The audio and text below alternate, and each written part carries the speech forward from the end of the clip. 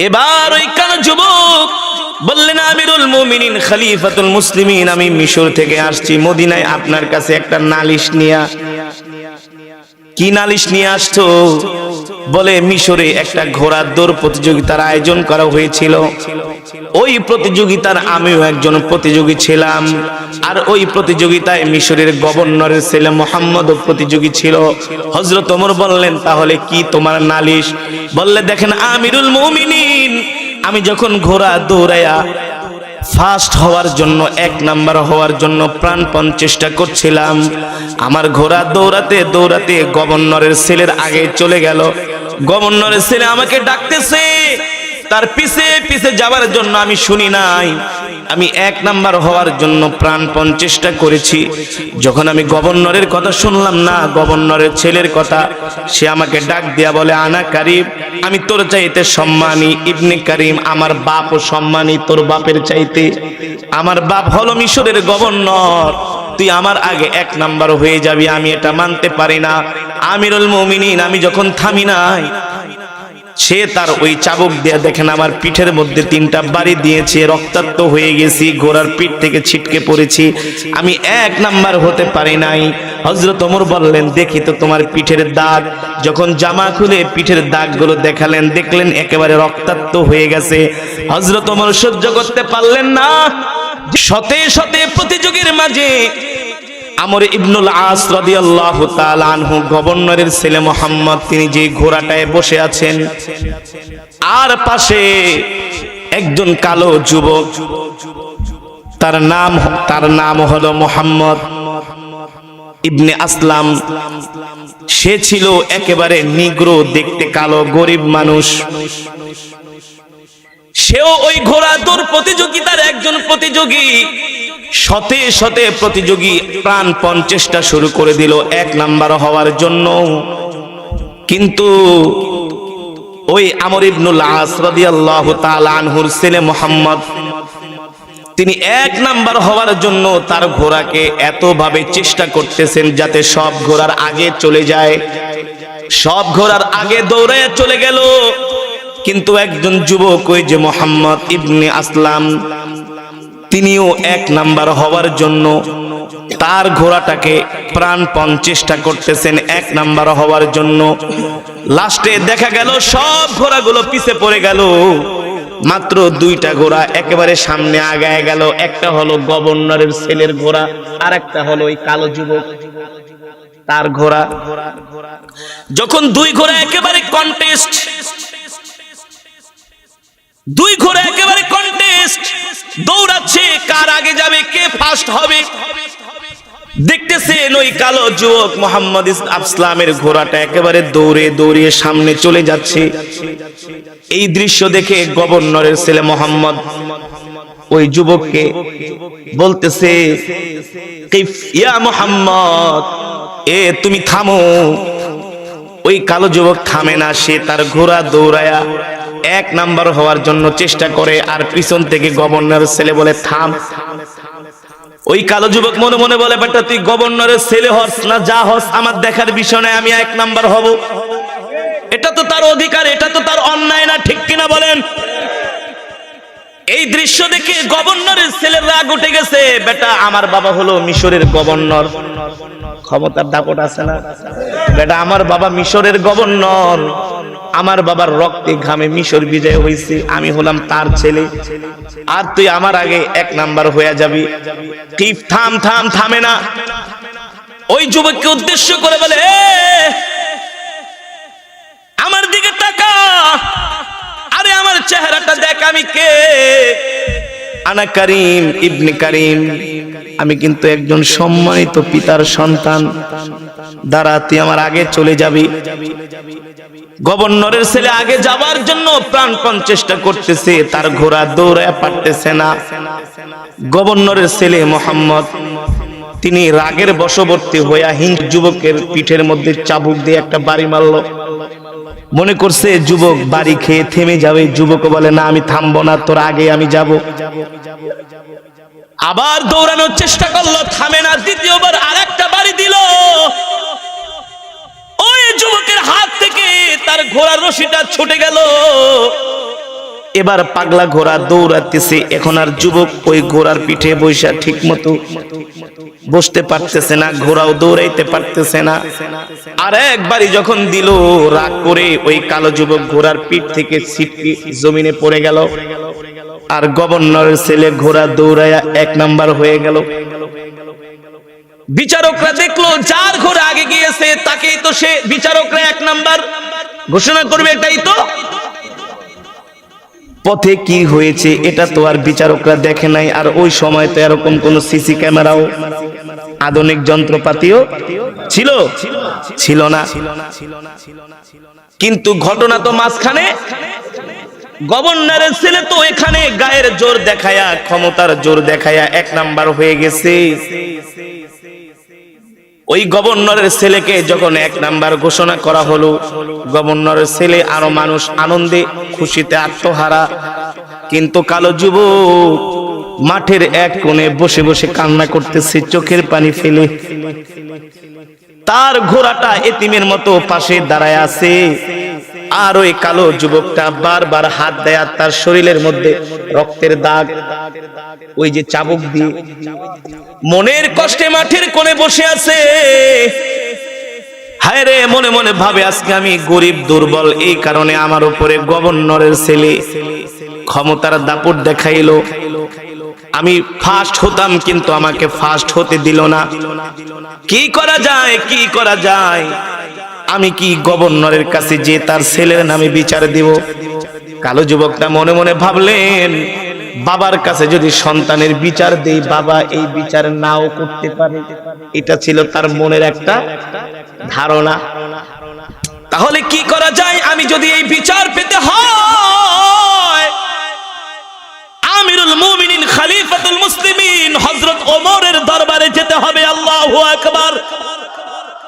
ওই সময় হলেন হযরত ওমর মুসলিম বিশ্বের খলিফা। আল্লাহু আকবার। কালো যুবক সঠিক সিদ্ধান্ত নিয়ে সেই মিশর থেকে রওনা শুরু করলেন মদিনায়। ওই সময় তো আর বিমান নাই, বর্তমান আধুনিক বিশ্বের মতো স্পিড এমন কোন গাড়িও নাই। অনেক দূর সফর করে, অনেক দিন সফর করে তিনি মদিনায় পৌঁছালেন। হযরত ওমরের দরবারে গেলেন। হযরত ওমর জিজ্ঞেস করলেন, তুমি কোত্থেকে আসছো? মিন আইনা জিতা, কোত্থেকে এসছো? কি তোমার পরিচয়? কোথায় তোমার বাড়ি? কোথায় তোমার ঘর? বলে, আনা জিতু মিনাল মিসর। তুমি মিশর থেকে আমার দরবারে কেন এসেছো? কি তোমার নাম? বলে, আমার নাম হলে মোহাম্মদ আসলাম। তুমি কেন এসেছো আমার দরবারে? এবার ওই কালো যুবক বললেন, আমিরুল মুমিনিন খলিফাতুল মুসলিমিন, আমি মিশর থেকে আসছি মদিনায় আপনার কাছে একটা নালিশ নিয়া। কি নালিশ নিয়ে আসছো? বলে, মিশরে একটা ঘোড়ার দৌড় প্রতিযোগিতার আয়োজন করা হয়েছিল। ওই প্রতিযোগিতার আমিও একজন প্রতিযোগী ছিলাম। আর ওই প্রতিযোগিতায় মিশরের গভর্নরের ছেলে মুহাম্মদ প্রতিযোগী ছিল। হযরত ওমর বললেন, তাহলে কি তোমার নালিশ? বললে, দেখেন আমিরুল মুমিনিন, আমি যখন ঘোড়া দৌড়ায়া ফার্স্ট হওয়ার জন্য, 1 নাম্বার হওয়ার জন্য প্রাণপণ চেষ্টা করছিলাম, আমার ঘোড়া দৌড়াতে দৌড়াতে গভর্নরের ছেলের আগে চলে গেল। গভর্নরের ছেলে আমাকে ডাকতেছে, তার পিছে পিছে যাওয়ার জন্য আমি শুনি নাই। আমি 1 নাম্বার হওয়ার জন্য প্রাণপণ চেষ্টা করেছি। যখন আমি গভর্নরের কথা শুনলাম না, গভর্নরের ছেলের কথা, সে আমাকে ডাক দিয়া বলে, আনা কারিম, আমি তোর চাইতে সম্মানী। ইবনে কারিম, আমার বাপও সম্মানী তোর বাপের চাইতে। আমার বাপ হলো মিশরের গভর্নর, তুই আমার আগে 1 নাম্বার হয়ে যাবি, আমি এটা মানতে পারি না। আমিরুল মুমিনিন, আমি যখন থামি নাই, সে তার ওই চাবুক দিয়ে দেখেন আমার পিঠের মধ্যে 3টা বাড়ি দিয়েছে, রক্তাক্ত হয়ে গেছি, ঘোড়ার পিঠ থেকে ছিটকে পড়েছি, আমি 1 নাম্বার হতে পারি নাই। হযরত ওমর বললেন, দেখি তো তোমার পিঠের দাগ।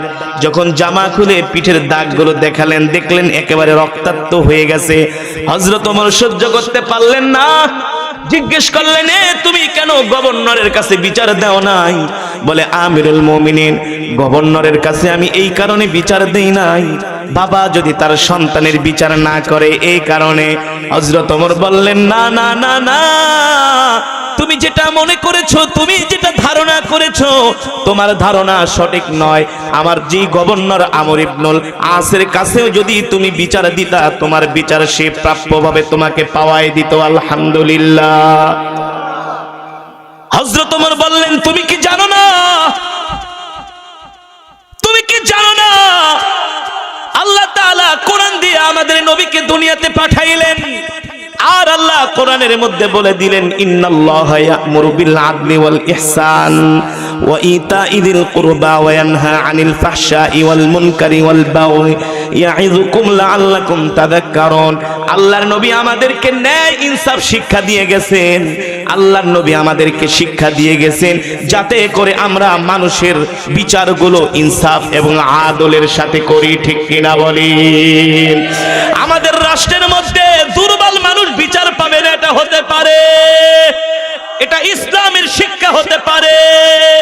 সবল মানুষ যেমন বিচার পায়, দুর্বল মানুষও তেমন বিচার পাবে, এটা হলো কোরআনের আইন।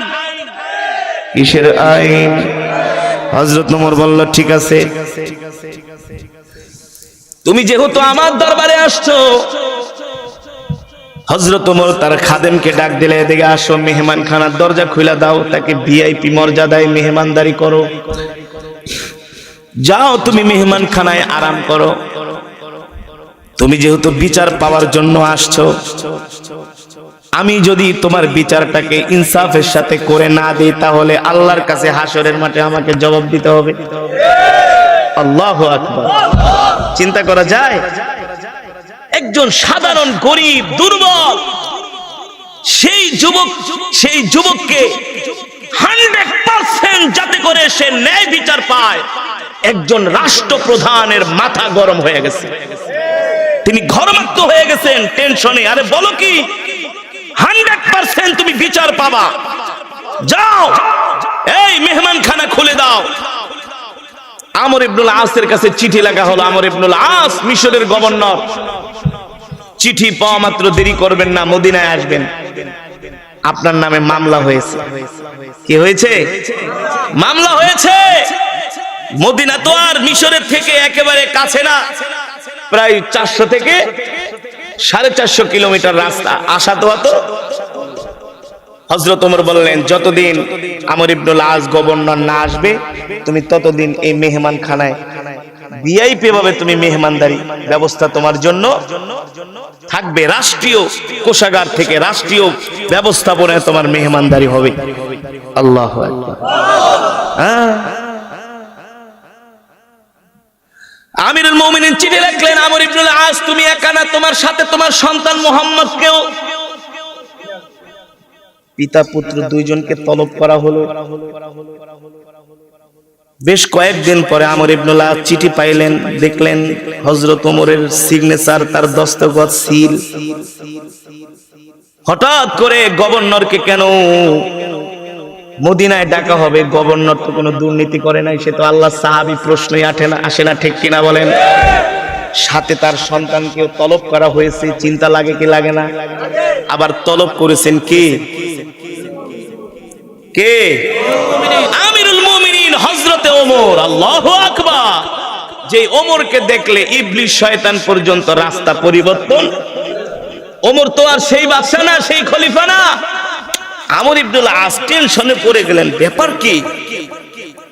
আমিরুল মুমিনিন আমাকে মদিনায় তলব করলো, নিশ্চয়ই বড় ধরনের কোন ঘটনা। আকস্মিকভাবে কেন তলব করবে? সাথে তার সন্তানকেও। কিন্তু এই জায়গায় দিয়া যে মোহাম্মদ ওই কাম ঘটাইছে প্রতিযোগিতার মাঠে, এটা তো আর গভর্নর, কথা বলে না, এটা তো আর গভর্নর জানলে তো সেই জায়গায় ফয়সালা।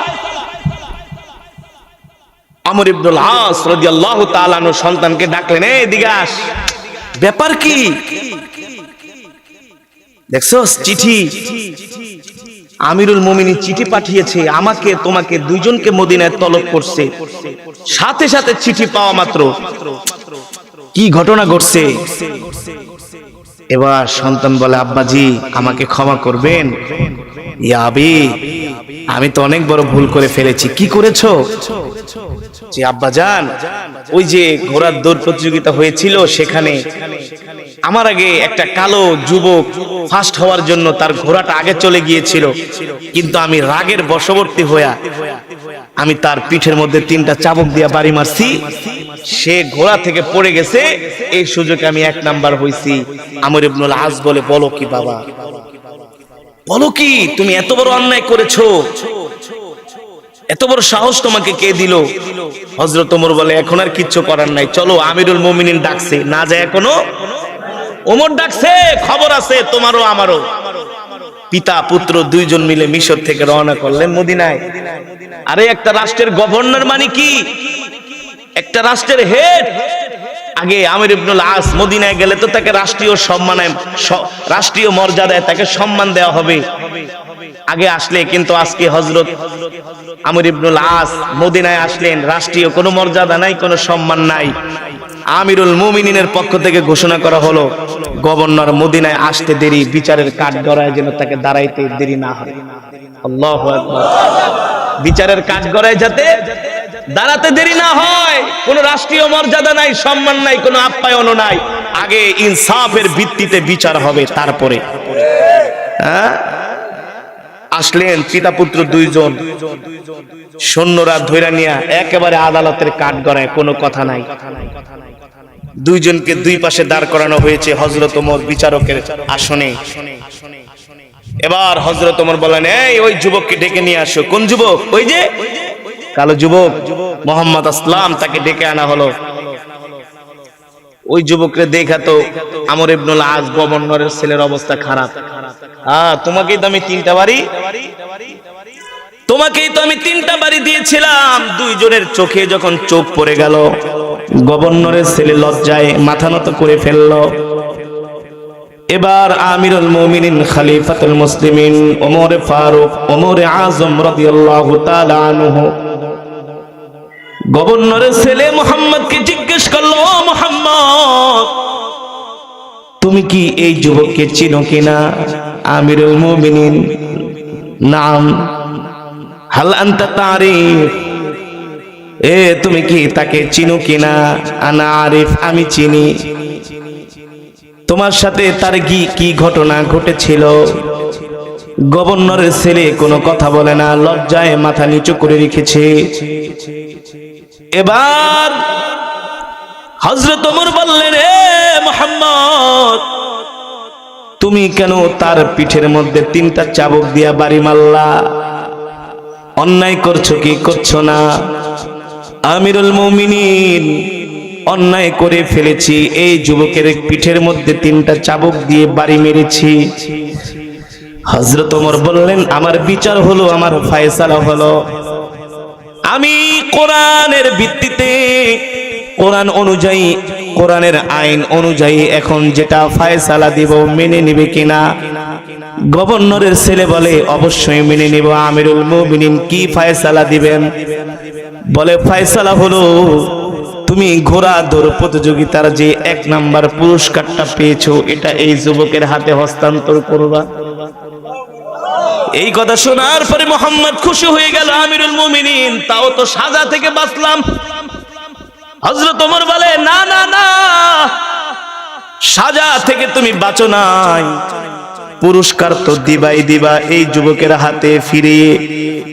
2য় নাম্বারে তোমার জন্য সাজা হলো, তুমি অন্যায়ভাবে তাকে 3টা চাবুক দিয়া ব্যথাঘাত করেছো, এর কারণে তোমাকে 100টা চাবুক দিয়া বাড়ি মারা হবে। আল্লাহু আকবার। এমন বিচার হলে সমাজে অন্যায় কি থাকবে? অত্যাচার, নির্যাতন, জুলুম, হামলা মামলা থাকতে পারে? হযরত ওমর রায় ঘোষণা করে দিলেন। এবার ওই যুবককে ডাকলেন, মোহাম্মদ আসলাম, আসো, নাও চাবুক নাও, তোমাকে যেভাবে বাড়ি মেরেছিল তুমি তাকে 100টা বাড়ি মারবা। কয়টা? ওই মোহাম্মদ চাবুক নিয়া যখন গভর্নরের ছেলের দিকে গেলেন, মাত্র হালকা করে চাবুক দিয়ে একটা বাড়ি মারলেন। এক বাড়ি মারার পরে গভর্নরের ছেলে মাটিতে লোটায় পড়ল। বাবা দাঁড়ায় আছে পাশে। পিতার সামনে যদি সন্তানের গায়ে আঘাত করা হয়, পৃথিবীর কোনো পাষণ্ড পিতাও সহ্য করতে পারে। গভর্নর বলে, আমিরুল মুমিনিন খলিফাতুল মুসলিমিন, আমার ছেলের গায়ে একটা বাড়ি মারা হয়েছে, এক বাড়ি খেয়ে সে জমিনে পড়ে গেছে। যদি আপনি আমাকে অনুমতি দেন, আরো যে 99টা বাড়ি আছে, ওই 99টা বাড়ি আমার সন্তানের গায়ে না দিয়া ওই 99টা বাড়ি আমার পিঠের মধ্যে দিতে বলেন, আমার সন্তানের 99টা বাড়ি আমার পিঠের ভিতরে আমি তুলে নিব। এই দৃশ্য দেখে হযরত ওমরের চোখে পানি চলে আসলো। ওমর বলতেছেন, আমর ইবনুল আস, আপনার পিঠের উপরে চাবুকের বাড়ি পড়বে, আমি ওমর সহ্য করতে পারি না। আপনি তো আমার ভাই, আপনি তো মিশরের গভর্নর, আপনি তো বিশ্ব নবীজির প্রিয় সাহাবী, আপনার গায়ে চাবুকের বাড়ি পড়বে, আমি সহ্য করতে পারি না। কিন্তু আমি কি করব? আল্লাহর কোরআন অনুযায়ী তো আমি এই বিচারের ফয়সালা দিয়েছি। যদি আমি এখন ন্যায় বিচার না করি, ইনসাফপূর্ণ বিচার যদি আমি না করি, হাসরের ময়দানে আমি ওমরকে আল্লাহর কাঠগড়ায় দাঁড়াতে হবে। আল্লাহু আকবার, জোরে বলেন আল্লাহু আকবার। হ্যাঁ, এই কারণে আদালতে কারো হাতে থাকে হাত করা, আর কারো হাতে থাকে ফুলের মালা। কাউকে পিঠ মোড়া বেঁধে আদালতে ঢুকানো হয়, আবার কেউ লিপস্টিক দিয়ে আদালত থেকে বের হয়। কোরআনী শাসন ব্যবস্থা থাকলে এটা হতো হতো হতো না। হযরত ওমর বললেন, কিছুই করার নাই। ইন্নাল্লাহা ইয়া'মুরু বিল আদলি ওয়াল ইহসান ওয়া ইতা'i যিল কুরবা ওয়া ইয়ানহা আনিল ফাহশাই ওয়াল মুনকারি ওয়াল বাগই। কিছুই করার নাই, কোরআনের আইন অনুযায়ী আমাকে বিচার করতেই হবে। ঠিক কিনা বলেন? করতেই হবে। এবার ওই যুবকের হাতে চাবুক দেওয়া হলো। এই আমর ইবনুল আস বলে, বাবা তুমি তো আমার ছেলের গায়ে বাড়ি দিয়েছো, এক বাড়িতে তো সে জমিনে পড়ে গেছে দেখছো, 99টা বাড়ি তুমি আমার পিঠে দাও, আমি 99টা বাড়ি আমার পিঠে তুলে নিব। এই কথা শোনার পরে ওই যুবক আমর ইবনুল আসকে যে জড়ায় ধরে কান্না করে দিছে। আপনি বলেন কি? আপনি আমার নবীর সাহাবী, আপনি মিশরের গভর্নর, আপনার গায়ে আমি এই চাবুক দিয়া বাড়ি মারবো, এটা কোনোদিনই হতে পারে না। হযরত ওমর বলে, এ যুবক, বাড়ি মারতে বলেছি, বাড়ি মারো। যুবক বলে, আমি পারবো না, পারবো না। হযরত ওমর বলে, তাইলে কি করবা? বলে, আমি আমার ভাইকে আল্লাহর জন্য ক্ষমা করে দিলাম, আল্লাহর জন্য ক্ষমা করে দিলাম। আল্লাহু আকবার। হযরত ওমর বলে, যুবক, তুমি তোমার ভাইকে আল্লাহর জন্য ক্ষমা করে দিয়েছো, আমি দোয়া করি আল্লাহ তোমাকে হাসরের মাঠে ক্ষমা করে দিক। একেই বলে ইসলামী শাসন ব্যবস্থা, একেই বলে কোরআনের শাসন ব্যবস্থা। তেলাওয়াত শুনবে জান্নাতে, তারা আল্লাহ তাআলার জবানে কোরআনুল কারীমের তেলাওয়াত শুনতে পারবে। আর মাওলানা পাকের জবানের কালামের তেলাওয়াত শুনে সেই দিন জান্নাতীরা 50,000 বছর পর্যন্ত আনন্দে আত্মহারা হয়ে গলা কাটা মুরগির মতো ছটফট করতে থাকবে।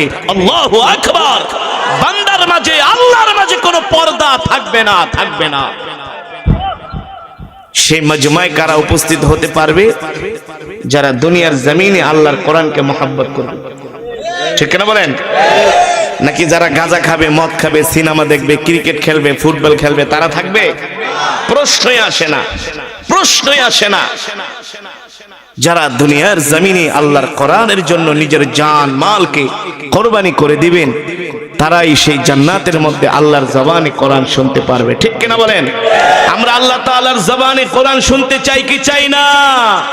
জোরে বলি আল্লাহ কবুল করুন, আরো জোরে বলি মাশাআল্লাহ মাশাআল্লাহ। আল্লাহ, আমি মুসাফির, আপনার পেয়ারা বান্দারা কোরআনের তেলাওয়াত শুনে আবেগ আপ্লুত হয়েছে।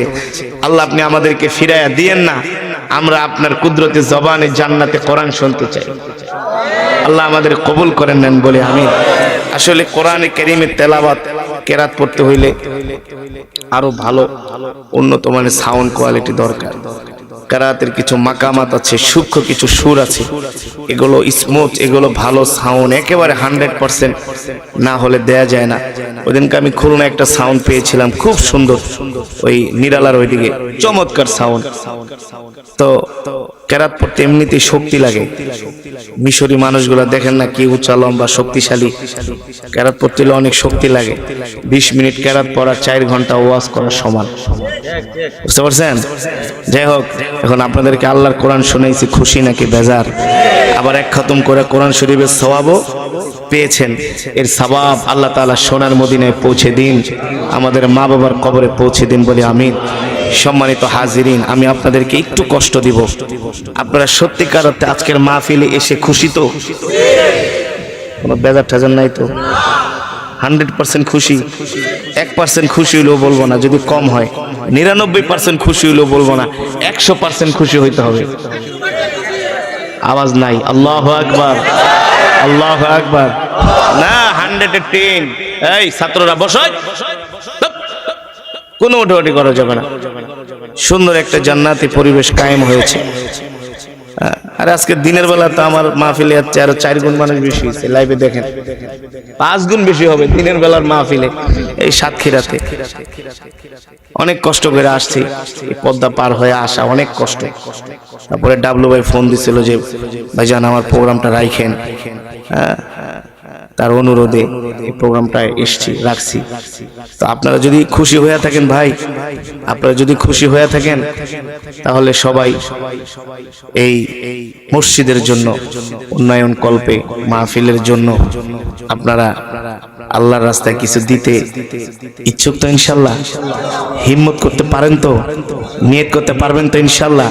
মা বাবা আত্মীয় স্বজনের নামে, অনেকের মা নাই বাবা নাই, আছেন না এমন? তারা বেঁচে থাকলেও তো তাদেরকে পয়সাপাতি দিতে হতো, খরচপাতি, ঔষধাদির জন্য অনেক খরচ ছিল। মা বাবা নাই, অনেকের ছেলে সন্তান আত্মীয় স্বজন নাই।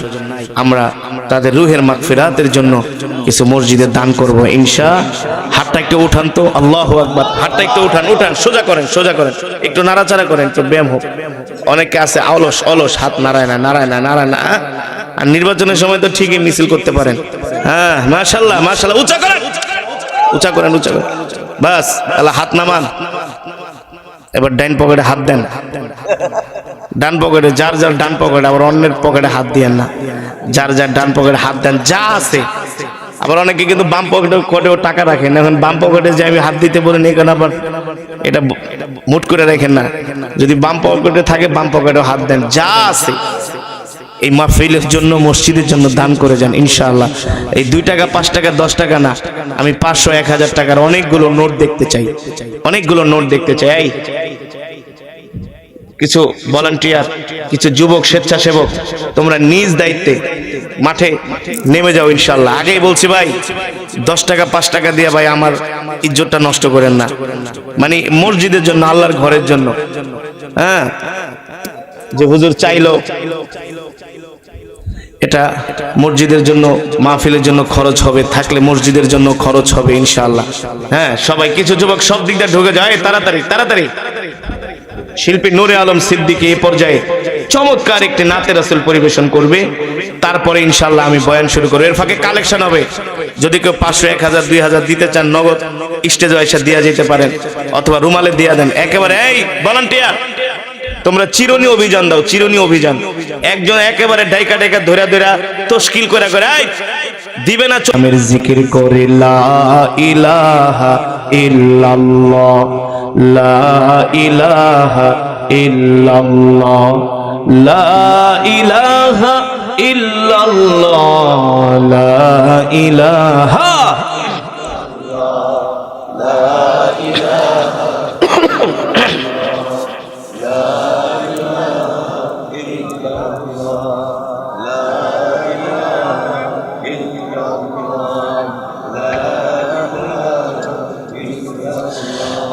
লা ইলাহা ইল্লাল্লাহ, লা ইলাহা, লা ইলাহা ইল্লাল্লাহ মুহাম্মাদুর রাসূলুল্লাহ। জোরে জোরে বলি সাল্লাল্লাহু।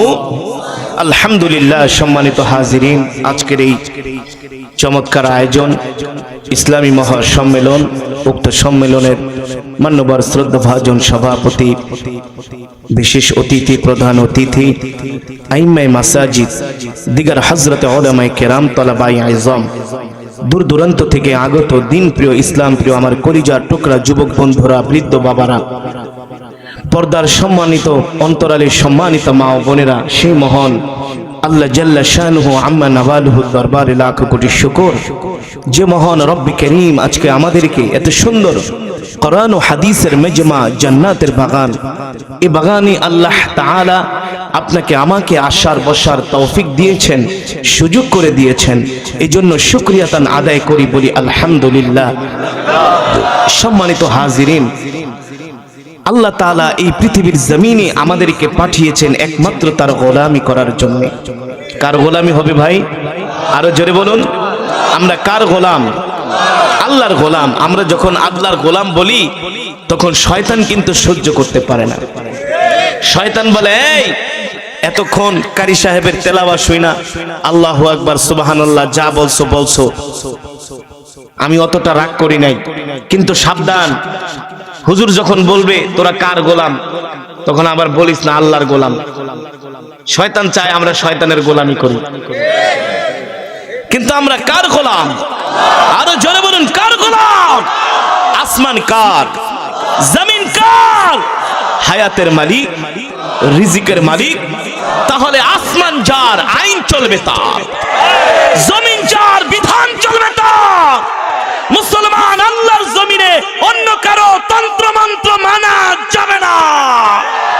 ইনিল হুকমু ইল্লা লিল্লাহ, আইনদাতা, বিধানদাতা একমাত্র আল্লাহ রাব্বুল আলামিন। আইনদাতা কে? আমেরিকার প্রেসিডেন্ট আইনদাতা নয়, জার্মানির প্রেসিডেন্ট আইনদাতা নয়, পৃথিবীর কোন বাদশা আইনদাতা হতে পারে না, বিধানদাতা হতে পারে না। একমাত্র আইনদাতা, বিধানদাতা আমার আল্লাহ। বিকজ আল্লাহর আইন যদি আজকে দুনিয়ার জমিনে প্রতিষ্ঠিত হয়ে যেত, কোন মুসলমান অত্যাচারিত হতো না, কোন মুসলমান নির্যাতিত হতো না। শুধু মুসলমানরাই নয়, অন্যান্য ধর্মাবলম্বীরাও কখনো নির্যাতনের শিকার হতো না। আজকে এই পৃথিবীতে এমন একটা সিচুয়েশন, এমন একটা পরিস্থিতির সৃষ্টি হয়েছে, দুর্বলের উপরে সবলের অত্যাচার। ঠিক কিনা বলেন? বর্তমান পৃথিবীর সমাজ ব্যবস্থা, রাষ্ট্র ব্যবস্থা হয়ে গিয়েছে জোর যার মুল্লুক তার। জোর যার, যার পকেটে পয়সা আছে, আইন আদালত তার পকেটে, যার অর্থ আছে, যার ক্ষমতা আছে, আধিপত্য আছে, এই পৃথিবীর জমিনে আইন আদালত কোনো কিছু সে ধার ধারে না। এই কারণে বলে তোরা মারে ফেললে কি হবে? গুলি 6টা আছে, 2টা একবারে এদিক দিয়ে একটা দিমু, এদিক দিয়ে আরেকটা দিমু, কথা কইলে মাথা দিয়ে একটা দিমু। বলে তোরে মেরে ফেললে কি হবে? 10 লাখ খরচ করলেই শেষ। আসলেই শেষ। ঠিক কিনা বলেন? আজকে অপরাধীরা অপরাধ করার প্রবণতা বেড়ে গিয়েছে, অপরাধীর বিচার হয় না। ওই দিন আমরা বিক্রমপুরে গিয়েছিলাম একটা মাহফিলে, বাংলাদেশে অনেক বড় নাম করা একজন শিল্পপতি, আমার খুব ঘনিষ্ঠ একজন ইয়াং ম্যান, যুবক, আল্লাহর কোরআনের এত আশেক। সে তার মাদ্রাসার ওস্তাদকে বলছে যে কারি আসাদ কই আছে, খুঁজে বাই করেন। 15 দিন টাইম দিলাম, তারপরে তাকে লাগবে। অনেক কষ্ট করে একটা ডেট দিলাম, মাহফিলে গেলাম। আসার সময় শুনি হুজুর যে রাস্তা দিয়ে যাবেন এই রাস্তায় কিন্তু ডাকাইতেছে। কি আছে? ডাকাত আছে। ঠিকই কোন রকমই রাস্তা পার হয়ে যখন একটা রাস্তার মুখে আসছি, দেখি বাঁশের উপরে লেখা, সাবধান, এই রাস্তা দিয়া কেউ রাত 10টার পরে যাবেন না। রাত 10টা থেকে সকাল 6টা পর্যন্ত এই রাস্তায় চলাচল করা নিষেধ। এই রাস্তায় চলাচল করা, যাতায়াত করা।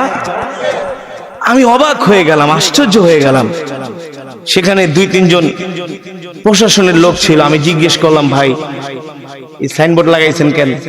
বলে, হুজুর রাস্তায় ভয়ঙ্কর ডাকাতি হয়। কি হয়?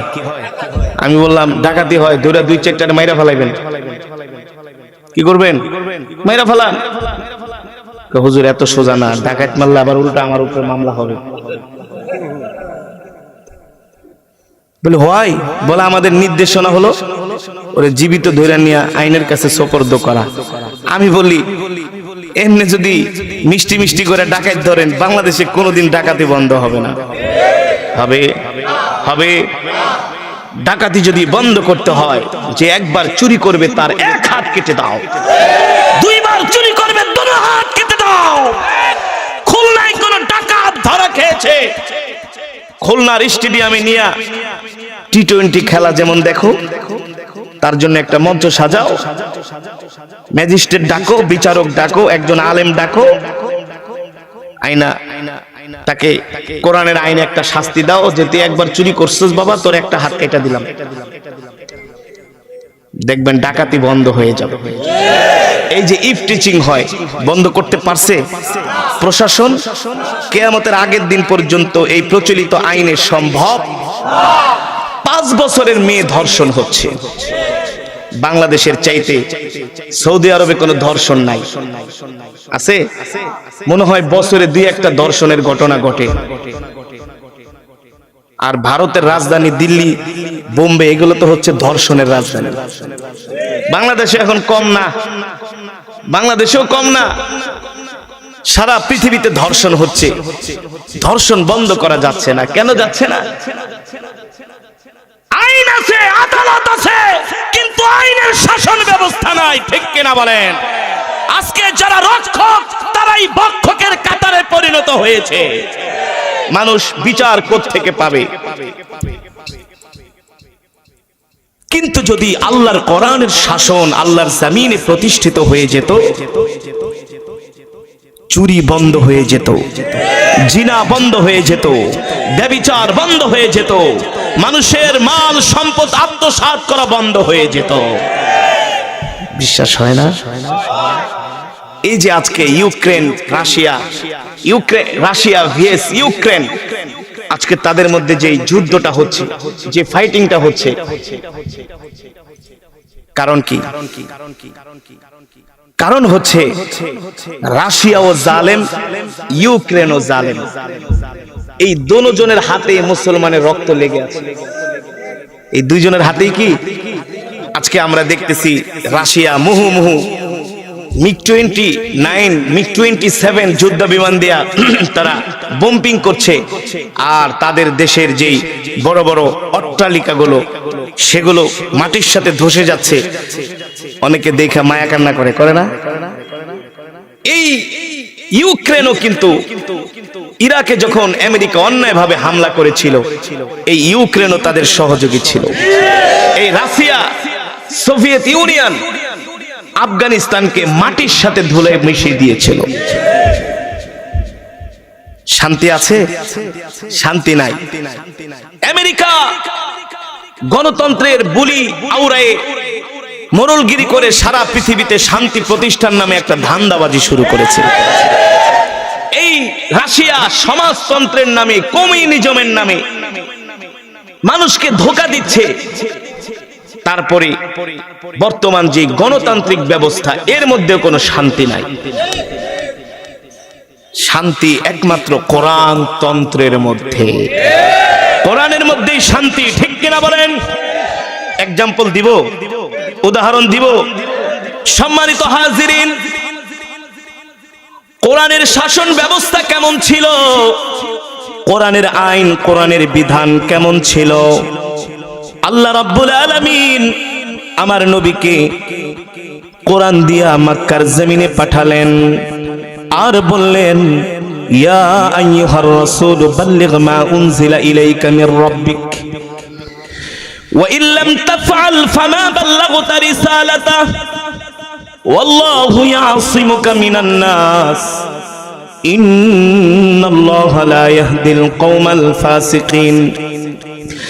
আল্লাহ রাব্বুল আলামিন বললেন, ও আমার হাবিব, আমি আপনার উপরে যে কোরআন নাজিল করেছি এই কোরআন দিয়ে আপনি মক্কার মানুষদেরকে দাওয়াত দেন, মক্কার মানুষের দ্বারে দ্বারে ঘরে ঘরে যান, কোরআনের কথা বলেন, ইসলামের মর্মবাণী তাদের সামনে তুলে ধরেন। কোরআন দিয়ে আপনি তাদেরকে বয়ান করেন, কোরআন দিয়ে তাদেরকে আপনি ওয়াজ করেন। ইন্না আনজালনা ইলাইকা যিকরা লিতুবাইয়িনা লিন-নাস। ও আমার হাবিব, আমি আল্লাহ আপনার উপর যে কোরআন নাজিল করেছি এই কোরআন শুধু ঘরের মধ্যে রেখে দেওয়ার জন্য নয়। বাপ মরে যাবে 40 দিন পরে 10 জন ইমাম সাহেব ডেকে এনে 10টা গরু জবাই করে বাবার নামে 40 করবে আর আলেমদেরকে দিয়া এক খতম কোরআন শরীফ পড়ায়া দোয়া করিয়ে দিবে। আল্লাহ বলে, আমি এই জন্য কোরআন নাজিল করি নাই, আমি এই কোরআন শুধু খতম করার জন্য নাজিল করি নাই, এই কোরআন শুধু আমি মিলাদ শরীফ পড়ার জন্য নাজিল করি নাই, এই কোরআন দিয়া শুধু আপনারা বয়ান করবেন এই কারণেই নাজিল করি নাই। কোরআনের বয়ান হবে, কোরআন দিয়া রাষ্ট্র পরিচালনাও করতে হবে। কোরআন দিয়া রাষ্ট্র পরিচালনাও করতে হবে। শুধু কোরআনের বয়ান করলে হবে না, কোরআনের বিধান, কোরআনের আইন কায়েম করতে হবে জমিনের মধ্যে। কারণ জমিন কার? আরো জোরে বলুন, জমিন কার? জমিন যার, আইন চলবে তার। আসমান যার, বিধান চলবে তার। ঠিক কিনা বলেন? হ্যাঁ, আল্লাহ হাসরের মাঠে জিজ্ঞেস করবে, এ বাংলাদেশের আলেম সমাজ, মুসলমানরা, তোমাদেরকে আমি কোরআন দিয়েছিলাম শুধু তোমার বাপ দাদার নামে 40 করার জন্য না, আমি আল্লাহ কোরআন দিয়েছিলাম কোরআন অনুযায়ী তোমরা তোমাদের জীবনকে পরিচালিত করবে। আর যদি এই কোরআন দিয়া সমাজ ব্যবস্থা, রাষ্ট্র ব্যবস্থা যদি হতো, কোনো মানুষ না খেয়ে মরতো না, দুর্বলের উপরে সবল কখনো অত্যাচার, নির্যাতন, জুলুম করতে পারতো না। ঠিক কিনা বলেন? এই কারণে আমার নবী কোরআনিক সমাজ ব্যবস্থা, রাষ্ট্র ব্যবস্থা কায়েম করেছিলেন। আল্লাহর নবীর সাহাবীরা এই কারণেই নিজের মাথায় আটার বস্তা নিয়া নিয়া অর্ধহারি অনাহারির ঘরে খাবার পৌঁছে দিয়েছে। কথা বলে? আর এখন কেউ 24 তলার উপরে উঠা দুপুর বেলা 20 আইটেমের খাবার দিয়ে লাঞ্চ করে। আবার এমনও গরিব মানুষ আছে যে এক বেলা পর্যন্ত খেতে পারে না। ঠিক কিনা বলেন? গত 4 দিন আগে আমরা শ্যামনগর গিয়েছিলাম সাতক্ষীরে একটা প্রোগ্রামে। রাত 3:30 বাজে আমরা চুকনগরে একটা দোকানে দাঁড়ালাম একটু চা খেয়ে ফ্রেশ হওয়ার জন্য। চোখে ঘুম পাচ্ছে, ড্রাইভারেরও ঘুম। দোকানে চা খাচ্ছি, দেখি একটা বড় বড় চুলওয়ালা, দেখতে জীর্ণ শীর্ণ একটা লোক, গায়ের মধ্যে তার যেই পোশাক, এই পোশাকটাও একেবারে ময়লা। তার মানে দেখতে বোঝা যায় তার চেহারার দিকে তাকাইলে এই লোকটা অনেক দিনের ক্ষুধার্ত। 3 বেলার জায়গায় 1 বেলাও খেতে পারে না। ডাক দিলাম, এদিকে আসো। আমার সাথে যে আমার পিএস ছিল নূরে আলম ডাকছে, এদিকে আসেন, কি খাইবেন? বলে আমি দুধ দিয়ে চা খাবো। দুধ চা? কি চা? বলে দুধ চা খাবো আর বড় একটা পাউরুটি খাবো। তার মানে বোঝা যাচ্ছে যে ওর পেটে। অথচ তার পাশে আব্বাসের হোটেলে জনমের খাওয়া খাসি দেয়া মানুষ খাইতেছে, আর এই বেটা 1 কাপ চাও পায় না, একটা রুটিও পায় না। কিন্তু যদি কোরআনিক শাসন ব্যবস্থা কায়েম হতো, একজন উচ্চ পদস্থ কর্মকর্তা যেমন করে 3 বেলা খায়, একজন রাস্তার ভিখারিও 3 বেলা খাওয়াইতে তাকে বাধ্য হতো, ঠিক কিনা বলি? সম্মানিত হাজিরিন, এই কারণেই আল্লাহর পয়গম্বর আমার নবীজি নিজের হাতে করে করে বিধবাদের ঘরের মধ্যে বাজারের ব্যাগ পৌঁছে দিয়েছেন। নিজের হাতে বাজার করে করে এতিম সন্তানদেরকে কাপড় কিনে দিয়েছেন। রাষ্ট্রপ্রধান ছিলেন আমার নবীজি। আল্লাহু আকবার। আমার নবী কি ছিলেন? রাষ্ট্রপ্রধান। নিজের হাত দিয়ে ঈদের সময়, ঈদের আগে গরিব এতিম বাচ্চাদেরকে নিজের হাত দিয়ে কাপড় ক্রয় করে করে করে নবীজি এতিমদের ঘরে পৌঁছে দিয়েছেন, বাজার পৌঁছে দিয়েছেন। আল্লাহর নবীর পরে তার 4 জন সাহাবী খলিফার দায়িত্ব পালন করেছেন। এই 4 জন সাহাবীও ঠিক এভাবে করে মানুষের খেদমত করেছেন, ঠিক কিনা বলি? এটা শুধু আল্লাহর কোরআনের আইন। ঠিক যেই কথাটা আপনাদেরকে বুঝাইতে চাই, আল্লাহর কোরআন দিয়া সাহাবায়ে কেরাম কেমন করে সুন্দর করে রাষ্ট্র পরিচালনা করেছিলেন। যেই রাষ্ট্রের মধ্যে একজন অতি দুর্বল, অতি নগণ্য, অতি গরিব একজন মানুষ যদি কোনো সবলের দ্বারা অত্যাচারিত হতো, মুহূর্তের মধ্যেই কোরআনের আইন অনুযায়ী তার বিচার পেয়ে যেত। আল্লাহু আকবার। বর্তমান শাসন ব্যবস্থায় এমনও দুর্বল মানুষ আছে, বছরের পর বছর আদালতের বারান্দায় ঘুরে কিন্তু সঠিক বিচার পায় না। যার পকেটে টাকা আছে সে টাকা দিয়া বিচারের রায় তার পক্ষে নিয়ে আসে। মিথ্যা বললাম? অযৌক্তিক বললাম? বানায় বললাম? বাস্তবতার সাথে মিল আছে কি আছে না? জোরে বলেন, আছে কি আছে না? আপনি আমি সারাদিন আদালতের বারান্দায় যে বসে থাকবো, কোনো লাভ হবে না। আর নেতায় ফোন দিব, এই কই আছেন স্যার? স্যার আপনি? আসসালামু আলাইকুম স্যার। স্যার আমি পাঠাইছি একটা কাগজ নিয়ে, যাইতে দেরি। এই কে আসছে? স্যারে পাঠাইছি। যাও, তোমার কোনো চিন্তা নেই। ঠিক কিনা বলেন?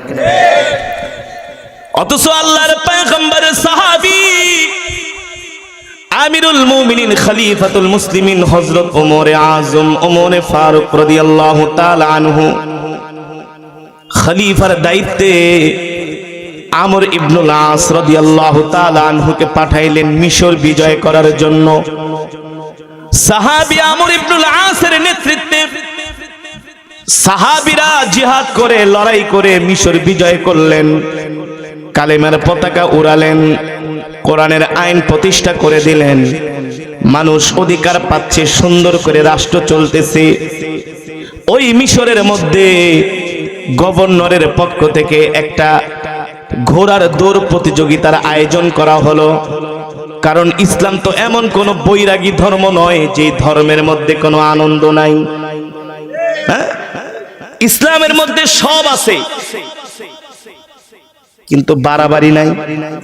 যতটুকুন দরকার ততটুকুন ইসলামের মধ্যে আছে কি আছে না? বলেন হুজুর, আমাদের অতি আনন্দ দরকার। অতি আনন্দ যদি করতে যাও তাহলে যায়া মদ খাও।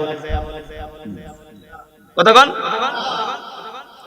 মদ খাও, জন্মের খাওয়া খাও, তারপরে ঘরে যায়া স্ত্রীর মা ডাকো, মেয়ের বোন ডাকে। অনেক এরকম নজির আছে। মদ খেয়ে ভূত হয়ে গেছে, ঘরে যায় স্ত্রীর কয়, মারে একটু ঘরের দরজাটা খোল। নাউজুবিল্লাহ বলেন। কন্যাকে বলে, বোন আমাকে একটু সাবানটা আগায় দে। মদ খায়া মাথা ঠিক নাই। ইসলামে আনন্দ আছে, সংস্কৃতি আছে, বিনোদন আছে, কিন্তু ইসলামের মধ্যে কেন অশ্লীলতা নাই, বেহায়াপনা নাই? ঠিক কিনা বলেন? হ্যাঁ, গান শুনতে যাই, দেয়ালের কিন্তু কান আছে। কার কান আছে? আস্তে আস্তে কিন্তু এই কথা ছড়িয়ে যাবে। মক্কার যুবকেরা কিন্তু